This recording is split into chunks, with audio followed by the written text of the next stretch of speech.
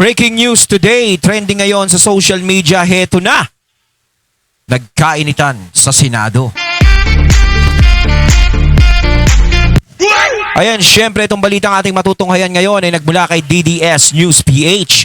At ito po ang inyong lingkod na si BT na magbibigay ng reaksyon at komento dito sa video na ating matutunghayan ngayon. At wag na natin pagtagalin at sabay-sabay na nating panoorin ang laman ng video na hatid sa atin ni DDS News PH at bibigyan natin ng reaksyon ang balitang ito. Pasok! Ayan.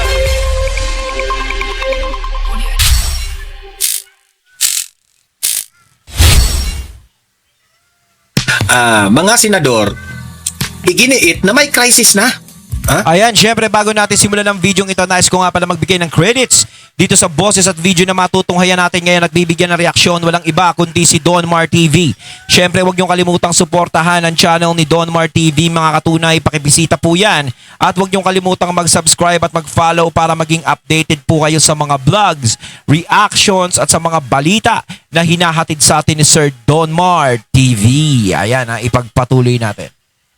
Taliwas ito sa pahayag ng bangag na presidente. Anong sabi ng presidente? Wala tayong crisis, walang oil crisis. Pero ang mga senador, good job mga senador ha. Ito yung mga reason ng senador. Bakit kailangan na tayong kumilos? Okay, ito, panoorin natin. May krisis na ba sa langis o wala? Magkasalungat ang pananaw dyan ng Malacanang at mga senador. Live mula sa TV5 Media Center, nangungunan sa balita si News 5 Cent correspondent Neandros Baños. Mayan, una sa lahat, nagalit si Senator Loren Legarda dito sa headlines natin. Nakita na sa pagdinig ng Senado kanina, anong naging dahilan niya? Gigi, tama ka. Uminit ang ulo at nanermon Senator Loren Legarda sa pagdinig ng Senado kanina kaugnay nga sa epekto nitong lumalalang girian sa Middle East at ano ba ang plano ng ating bansa kaugnay niyan. Kanina kasi, Gigi, nagkaroon ng pagdinig yung ad hoc committee ng Senado na tinatawag na Protect kung saan imbitado ang marami sa mga ahensya ng gobyerno na rumiresponde nga dito sa issue ng Middle East War at mismong mga cabinet secretaries talaga o yung pinuno ng mga departamento ang dumalo. Pero absent si Energy Secretary Sharon Garin kaninang umaga. Kaya yun yung kinainit ng ulo ni Senator Loren Legarda. Ang tanong ng senadora, ano bang kinabibisi ni Secretary Garin at bakit wala siya sa hearing? Meron pa raw bang mas importante kaysa sa pagbuo ng isang crisis plan? Isa pa yung kinainit ng ulo ni Senator Legarda ay nung mabanggit naman ni DOE Undersecretary Sales na yung dahilan kung bakit daw hindi na-release yung pondo na dapat ay supplemental budget mula sa PNOC dahil nangangailangan daw ng congressional approval. Pero hindi raw nagkaroon ng congressional approval dahil nag-break na ang sesyon ng Senado at Kamara. Pero pumalag dyan si Senator Legarda. Sabi niya, teka muna, bakit parang Senado at Kamara ang nasisisi? Unang-una, hindi nyo naman sinabi sa amin yan. Pangalawa, kung sinabi nyo yan, hindi sila magbe-break hanggat hindi na naaprubahan yan. Lalo na kung gano'n ka-importante pala yung supplemental budget na yan. Narito ang bahagi ng pahayag ni Senator Legarda. Ang sekretary nga ninyo wala dito eh. Kung anong pamumulitik ang ginagawa na naman ng sekretary nyo. Alam nyo, hindi pwedeng tinuturo-turo nyo kami. Gusto nyo Holy Week, magtrabaho tayo dito eh. Darating natin sekretary. Burn the midnight candle. Walang labasan sa kwarto. Pero wag nyo sasabihin na nag-break kami. Kaya hindi napasa yung hiniling ng DOE na congressional approval. Hindi inyo kasalanan yon kasi wala ang inyong sekretarya. Yan, ayari kayo. Nayari kayo kay Senator Loren. O, di ba? Naku, naginagamon ha. Na walang Holy Week. Kumbaga parang kahit Holy Week, kailangan magtrabaho. Magtrabaho tayo. O, di ba? So, yan, galit na galit. Manang-mana dito si Congressman Liviste. Yan, ako hanga ako dito kay Loren Legarda. At least, pinaprangkahan niya itong DOA Secretary. Sapagkat, kailangan siya dyan sa hearing na yan. Pero parang binabaliwala lang niya. Parang inisnap okay? Kaya galit na galit si wala siyang pakialam. Loren Legarda kasi sila patuloy yung sinisisi. Okay? Sila naman yung mga itong Secretary Garin na ito, yung hindi sumipot. Okay? So kaya siya galit na galit yan eh. Kasi mantakin nyo, yan ang pinakaunang problema natin ngayon sa bansa. Pero binabaliwala lang itong sekretary na ito. Pero so ibig sabihin, kung hindi siya sumipot, wala siyang pakialam sa taong bayan. 'Di ba? Kasi kung ikaw talaga meron kang pakialam sa taong bayan, sa sitwasyon na nangyayari ngayon sa bansa natin, syempre talagang dapat puntahan yan. Dapat siputin yan at maplano kung ano ba dapat yung gagawin. Kung anong mga solusyon yung dapat gawin. Kumbaga hinihintay siya dyan sa Senado, 'di ba? Tapos yung mga senador pa ang nasisisi. Kita nyo naman, ika nga, para si Senator Loren is handa naman silang gawin kung ano yung dapat gawin, kung anong solusyon ang dapat gawin. Basta pumunta lang yung tao Ang kaso, siguro yung tao natutulog pa. Dapat kinaltukan ni Senator Loren para magising. Baka mamaya kasarapan ng tulog. Kita niyo yung mga taong ganun, di ba? Naghihirap na yung bansa natin pero parang walang pakialam. Kaya nakakabilib din kahit papaano si Senator Loren na talagang gusto naman nila na mapag-usapan, magawa ng paraan kung ano yung nangyayaring krisis sa bansa natin. Di ba? Ano daw, sumipot raw pagka 4 p.m. Okay? Yan, siguro, natakot. Natakot. Nagpahabol dyan, sumipot. Dapat yung ginawa ni Senator Loren, meron siyang latigo, parang yung sa Mayor Latigo. Diba? Sinundo niya yung isang konsehal niya, may daladala siyang latigo. Hindi ka ba magbibihis? Parang ganun. Sige, dagdagan ko lang tila nanumpat na nga si Senator Legarda dyan sa inis niya dahil kapag daw budget ang inihingi ng ahensya, kahit pa daw magdamagan, present dyan yung mga secretary. Pero kapag daw tungkol sa krisis, marami daw dahilan. Samantala, Doon mo makikita na pera-pera lang talaga. Pera-pera lang. Di ba? Kaya yung mga taong ganun, yun yung mga nagpapahirap talaga sa bansa natin Kung tutuusin lang, dapat baguhin na yung di ba? O bago na yung kalakaran ngayon. Kaso medyo matagal pa. 2028 pa. Di ba? Kumbaga, magtiyaga pa tayo sa mga ganitong klaseng tao na ganyan. Kaya nga maganda rin merong mga senador na mga diretso ang utak at hindi baluktot. Bilang mo lang sa mga ibang senador ang baluktot ang utak. Pero mas marami pa rin ang diretso ang utak. Yun ang nakakatuwa doon. Diba? So, yung mga yan, yung mga ganyan, na mga tao na kapag budget ang pag-uusapan, always present. Minsan, siguro, baka sarado pa yung Senado, nandiyadyaan na. Basta budget, pero kita nyo naman, pag problema ng bansa, baliwala sa kanila. Kaya halatang pera-pera lang talaga to Hindi aasenso ang bansa natin at hindi matutulungan ng mga taong nangangailangan sa panahon ngayon. 'Di ba? Hangga't may mga taong ganyan.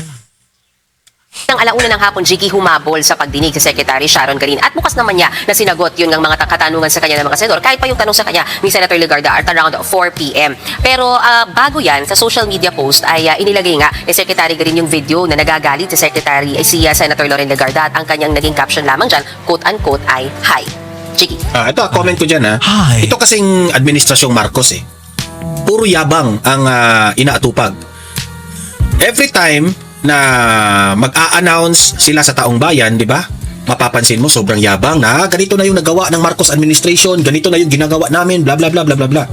Pero ngayon, in reality, sa reality check, ganito pala ang mga nangyayari. Wala palang walang nagawa. Kaya yan ang lagi sinasabi. Nauuna kasi yung bibig nitong administrasyon na ito kesa sa trabaho. Yan ang hirap dito sa administrasyon Pero sa isang banda, pag binalikan mo talaga yung mga soundbite ng mga opisyal ng Malacanang sa nakalipas na mga linggo na nagigera na, ang mga sinasabi lang nila, babantayan yung presyo, hindi pa, wala pang krisis sa langis. Isa talaga sinasabi nila, in fairness kay Senator Legarda. At pangalawa, pag tinignan mo yung repatriation ng mga nakarang gera, for example, panahon ni Jemmy, kaya ayaw umalis ng Pilipino o hindi sa Lebanon-Israel war, may nakaabang na bus para ilabas sila ng bansa kung saan man sila pwedeng dali na safe. Ang pinag-usapan talaga ngayon dito, ang pinakamalaga, yung krisis sa langis. Hindi na nila pinapansin yung repatriation, yung krisis na lang sa langis. Ang tanong talaga, kung meron ba talagang ginagawa o meron ba talaga silang plano, may contingency plan ba talagang nakahanda? Kasi parating ang sinasabi, pag binalikan mo talaga yung soundbite, walang krisis, binabantayan yung presyo, hanggang doon lang. Pero kung ano yung gagawin, Euro 2, Walang krisis, binabantayan yung presyo. Kitang-kita naman magdamag lang sila ng magbabantay ng presyo, tapos hindi nila bibigyan ng solusyon. Tapos sasabihin, walang krisis. Kitang-kita naman natin ngayon na merong krisis. Sa pagtaas pa lang ng mga gasolina, sa pagtaas pa lang ng keme-keme, ang dami-dami ng problema talaga. Diba? Tapos, okay lang sana na magtaas sa mga bilihin kung tumataas din ang sweldo ng mga tao Kaso hindi naman tumataas yung sweldo Tumataas lang lahat ng mga bilihin, tumataas lang lahat ng klase ng pero ang mga tao, ganun pa rin. Ang sinusweldo, ganun pa rin. Hindi pa rin nakakatuwa. Kaya talaga magiging problema ng bansa yan. Ngayon, kung hindi nila kayang taasan lahat ng sweldo ng mga tao, di solusyon na nila yan. Gawa nila ng solusyon kung paano ba nila magagawa ng paraan para hindi naman ganun, maging mahirapan ng mga tao, di ba? Bibili ng Euro 2 hanggang doon lang. Pero meron ba talagang contingency plan na gagawin? I feel you, Jiggy. And I think the senators also feel the same way. Kasi si Senator Gatchalian mismo ang nagsabi kanina na naso-surprise siya na after 3 weeks ng kaguluhan at lalo pang lumalala yung gera sa Middle East, parang wala talagang nailatag na consolidated, unified contingency plan ang gobyerno. Kaya Di ba? Yan, legacy yan ni Walang BBM. Na sobrang hina umaksyon patungkol po dito sa mga crisis na mga ganitong bagay. Pero dati, no, sa mga pamimigay ng ayuda, no, kita nyo, dumating yung mga ganitong krisis. Di ba? Ano ngayon? Parang turuan, parang walang mailabas, ganito, ganyan. Naubo sa walang kapararakang bagay. Kaya sinasabi natin, pag dumating ang emergency, wala kang huhugutin. Kailangan meron ka talagang huhugutin. Hindi pwedeng wala. Kumbaga, inaaksayan nila. Pamigay, payabang ng ganito, pamigay ng ganito, na nag-aayuda kami, ganito, ganyan. Kaya sinasabi natin bakit nagbibigay sila ng ayuda? Nakakapagtrabaho naman lahat ng tao. Yung mga mahihirap na kababayan natin, yung mga naghihirap, tutulungan nila sa pagbibigay ng ayuda, pagbibigay ng pera. Hindi yun ang solusyon. Hindi solusyon na pagbibigay ng pera sa mga kababayan natin na medyo naghihirap ang buhay para maitawid nila yung buhay nila. Dapat ang binibigay sa mga kababayan natin ay trabaho at pagtaas ng sweldo ng mga kababayan natin, lahat ng mga manggagawa. Ganun yan. Yun ang pinakasolusyon kaysa ibigay nyo sa ayuda. Ang ayuda, ilang araw lang yan. Magbibigay kayo ng 3,000 tapos magsasalita pa kayo ng hehe, ho. Ubus agad yan. Pero kung kayo magbibigay kayo ng kabuhayan sa bawat pamilya nating mga mahihirap na pamilya natin dito sa bansa natin, malaki ang maitutulong sa kanila niyan. At sa mga mahihirap na kababayan natin, hindi lang sa mga mahihirap na kababayan natin, middle class hanggang sa lahat is yung taasan ng sweldo kahit papaano. Yun ang talagang magpapaahon ng konti sa kalooban ng mga kababayan natin. Kaso hindi. 'Di ba? Ang binibigay nilang sagot nun, ayuda, inuubos nyo lang yung pera. 'Di ba? Inuubos nyo lang yung pera ng gobyerno sa kakaganon. Pero kung maraming kabuhayan kayong ibibigay at trabaho Pilipinas natin, edi wala tayong problema. Hina gumalaw. Kailan ba pumutok yung crisis na yan? Yung binomba yung Iran, di ba? Binomba ng Amerika. Last week pa yan. Hanggang ngayon, walang aksyon. Hanggang ngayon, walang parang unified solution. Ika nga. May napanood akong video Parang pinauwi yung ibang pinauwi ba? Or yung mga kababayan natin. Tapos yung nakalagay nga parang walang pumapansin kay BB. Parang walang kumakamay, walang umaakap. Ano ba yun? AI lang ba yun? Hindi, di ba? Parang walang kumakamay, walang umaakap. Parang dinadaanan lang siya ng mga tao. Di ba? Siyempre, pag ikaw magpapasalamat ka, di ba? Siyempre, salamat. Natulungan mo kami. Talagang lalapitan mo, ganito. Pero siya parang parang bad trip nga sa kanya. Parang ganun. Ganun ba? Ganun. Parang nakita ko ganun Di ba? Siguro, naiinis sila. Dahil ngayon ka lang nagbigay ng tulong na ganito. Tapos, muntik-muntika na kami dun sa ibang bansa, di ba? Samantalang kung nagsisimula pa lang dapat nun, tinulungan na yung mga kababayan natin. Masusolusyonan itong nararamdaman ng taong bayan. Wala. Hanggang ngayon, wala. Tapos, magmamayabang pa kayo? Si BBM, gusto namin ma-Prime Minister. Utot nyo, talaga. nga sila nagpatawag ng hearing kanina kasi ang gusto nila, mag-usap-usap yung mga ahensya ng gobyerno at bumuo kayo ng solid at komprehensibong contingency plan kung paano ba natin ito haharapin. Pero bago yan, Jiggy, ang sinasabi ng mga senador, it all starts with yung pag-amin na nasa krisis na tayo talaga. Paano yan? Hindi man umaamin si BBM. Nakakatakot actually yan, ha? Ayaw niyang aminin kasi natatakot silang masira ang kanilang reputasyon at ang administrasyon. Kung hindi nyo aaminin, patuloy na gutom ang taong bayan kasi ang lahat ng mga ahensya ng gobyerno magre-relax lahat yan. Wala mang crisis. Sabi ng presidente, walang crisis. Okay, relax lang tayo. Yan ang nakakatakot dyan. Instead na kahit walang crisis, magdo-double time ng bansa. Di ba? Pero ano nangyari? Mas inuuna pa nila yung pangalan nila. Ha? Kaysa malugmok sa kahirapan ang bansa.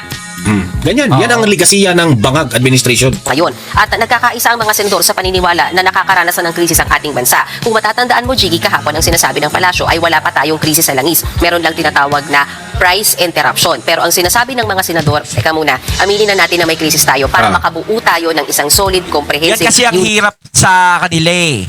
Yung tipong inaano nila, pinapakalma nila yung kalooban ng mga tao, pilit nila pinapakalma, pero nakikita at nararamdaman naman ng mga tao na talagang nahihirapan yung bansa natin sa nangyayari, na nagkakaroon talaga tayo ng matinding krisis.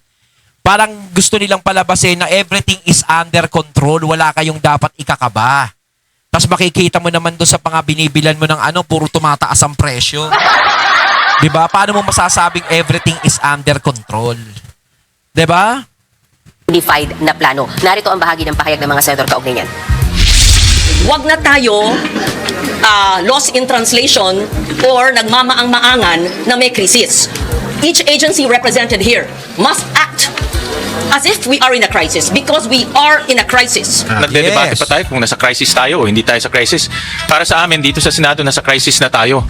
At kung kahit natitignan natin, meron tayong stock of 53 days sa gasoline at 46 days sa diesel. Jiggy, at dahil nasa krisis na nga tayo, yan ang paniniwala ng mga senador, unified in their statement and in their belief. Naniniwala naman si Senator Bam Aquino na kung dahil nasa krisis na tayo, panahon na para magdeklara ng state of emergency. Kapag Yes. kasi naideklara yung state of emergency, Jiggy, alam naman natin na kayang kontrolin yung presyo ng mga basic commodities at magiging mas mabilis yung paglabas ng pondo para sa pangailangan ng ating mga kababayan, partikular yung ayuda. Ang pahayag ni Senator Bam Aquino. Panahon nang magdeklara ng state of national emergency. Maaari tayo magpatupad ng mga hakbang sa pag-regulate sa presyo ng mga essential goods. At mayan kahapon sa report ni Brian Castillo, kinokonek ng PNP na pwedeng tumaas yung bilang ng krimen kapag yung naghihirap talaga yung taong bayan. Yun ang sinasabi nila, yun ang context nila. At kung tutuusin, meron na itong micro... Actually nga, yan, kaya nga sinasabi ko, nakakatakot po yung announcement ni Bongbong Marcos na wala po tayong crisis. Tapos sinisigundahan pa nitong si Auntie Claire Castro na sabi ng DOA Garin na wala pa po tayo sa oil crisis. Sus, wala pa sa oil crisis, Hindi nila nararamdaman kasi hindi sila naaapektuhan marami silang pera kapag marami ka naman pera, hindi ka naman maaapektuhan yan Ang talagang makakaramdam ng mga krisis na yan, kaming mga taong bayan na nandito sa ilalim. Kami makakaramdam ng dumarating na krisis sa bansa natin. Pero yung mga mapeperang yan, hindi naman makakaramdam ng krisis yan dahil kaya pa nila. Diyos ko naman, daming maleta dyan. Baka kahit matapos ang krisis at magka-krisis, may pera pa din yan. Diba? Yan po ay nakakatakot. Alam niyo ba kung bakit? Kasi pilit nilang pinagtakpan ang administrasyon na magaling ang administrasyon. Walang crisis ang administrasyon. Pero ang buong mundo nagka-crisis na. Pilipinas pa ang hindi nag-crisis. Galing, no? Bakit ko ba nasasabi Parang sinasabi, hindi tayo naaapektuhan, Parang tayo, manhid.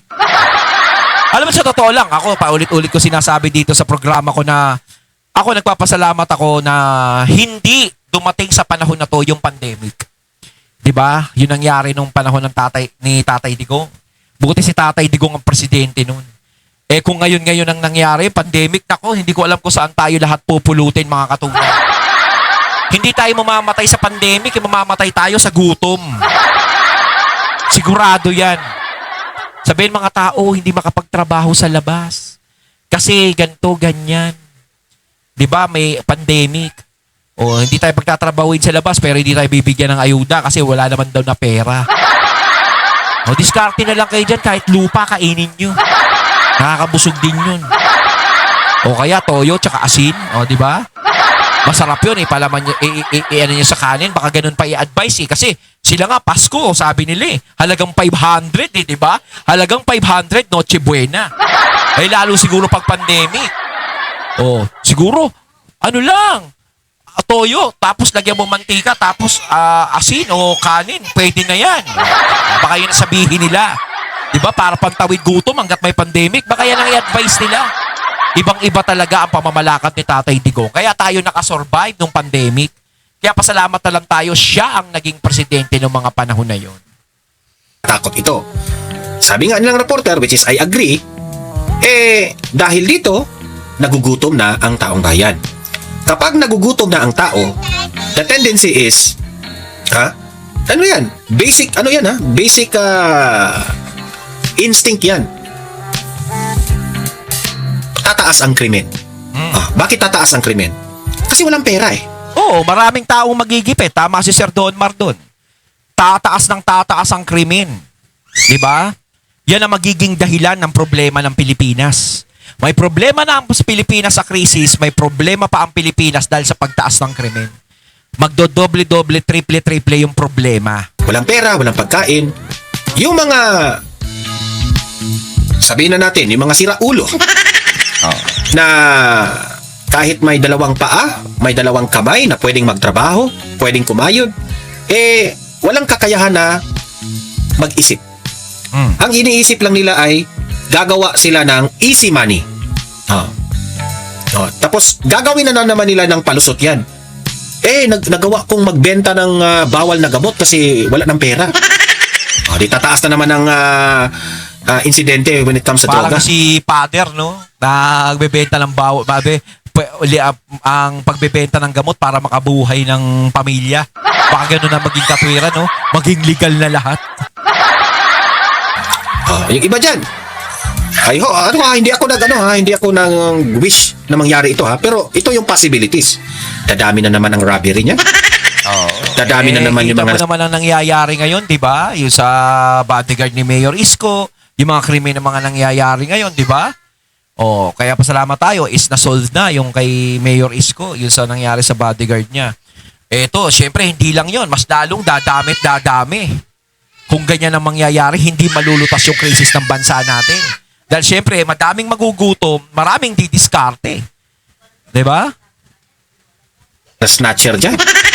Dadami na naman yung mangho-hold up dyan. Diba? And I hope it will not happen. Pero yan nga, nakakatakot, tataas yung krimen. Dahil nag-anunsyo na walang oil crisis. Pero ang totoo, hirap na ang taong bayan.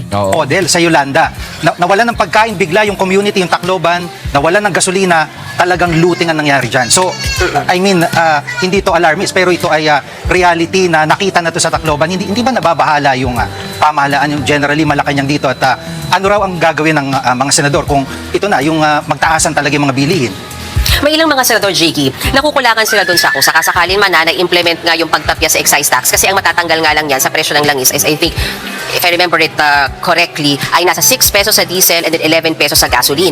Kaya, ang question na kanina na lumulutang doon sa pagdinig ng Senado, what if, aside from suspending the excise tax, let's also suspend the 12% VAT, lalo na doon sa pagkain na kadalasang binibili ng mga mahihirap nating kababayan. For example, mga delata, sardinas, noodles, at pati na rin sa mga over-the-counter. Ang tanong, papayag ba sila?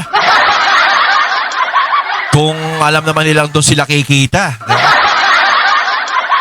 Mababag kabawasan daw yun. Medicines. Kasi pag idadagdag mo yan, wala kang 12% VAT. Sinasabi kasi sila na Senator Legarda, ngayon lang naman, habang nasa krisis tayo na pinagdadaanan dahil nga sa gera sa Middle East. Kung tanggalin mo yung excise tax, tanggalin mo pa yung 12% VAT sa mga selected items lang naman, medyo malaki-laki, Jiggy, sa computation nila, yung mawawala o yung... Ako, payag ako dyan. Kasi equal yan. Maganda yun. Mas mabuti pa ito kaysa ayuda. Kasi yung ayuda, yun. ang inaayudahan lang nila, yung mga tricycle drivers at lahat ng mga drivers involving yung kasi dapat hindi lang mga ganun ang inaayudahan. Halos lahat naman ng Pilipino kapag may krisis nangangailangan. Pero sa mga mayayaman minsan nga kahit mayaman ka na, kinakapos ka pa pag may krisis Pero syempre, hindi lang yung mga tricycle drivers, yung mga natin, mga kababayan natin ganun, ang naghihirap, ang nahihirapan, lahat ng taong bayan.